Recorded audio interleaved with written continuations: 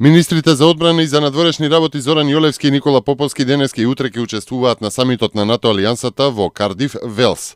Јолевски ќе има обраќање на состанокот на министрите за одбрана посветен на платформата за интероперативност, а се предвидени и повеќе билатерални средби со неговите колеги од земјите членки на Алијансата. Поповски пак ќе учествува на сесијата посветена за ангажманот на Алијансата во Авганистан и са формат на ниво на шефови на делегации од сите земји членки на НАТО и земјите партнери.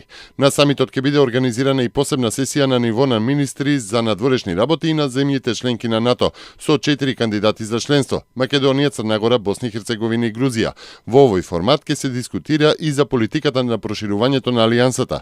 Министерот Поповски ќе ги изнесе македонските видувања во поглед на одложеното членство од 2008 година и напорите кои се вложуваат за негова реализација. Собранието денеска почна 14-тата седница на која се расправа за дополнителниот предлог за измена и дополнување на буџетот на Република Македонија за оваа година. Интензивирање на изградбата на коридорот 10, реалокација на средствата меѓу буџетските корисници во рамки на обезбедената маса на плата, обезбедување дополнителен износ во фондот на ПИОМ, надминување на последиците од елементарните непогоди во општините, а истовремено незагрозување на исплатата на обврските е предвидено во предложениот ребаланс на буџетот. Соработката со странските туроператори е од исклучителна важност за Македонија при изнаоѓање нови пазари, можности и потенцијали за промоција и достојно представување во областа на туризмот на глобално ниво. Ова го истакна вице-премиерот Владимир Пешевски на средбата со председателот на Светската асоциација за активен туризам. Согласно со целите на стратегијата за развој на туризмот за привлекување странски туристи, истакнал Пешевски, бројот на странските туристи во Македонија во изминатите 8 години двојно е зголемен, односно за 98%.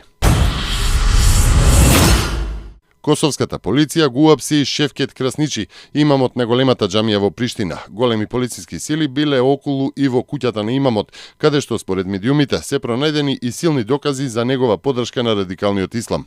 Освен Красничи, уапсени се и неколку други лица, а акцијата продолжува. Денешната акција на Косовската полиција е продолжение на големата акција реализирана минатиот месец, кога беа уапсени повеќе од 40 косовски џихадисти. Во идната Европска комисија не е планирано место за комесар за проширување, објави денеска порталот Евроактив, повикувајќи се на интернет документ од комисијата. Во документот што го подготви службата на новоименуваниот председател на Европската комисија Жан-Клод Јункер, наведени се имињата на комесари и нивните идни ресори.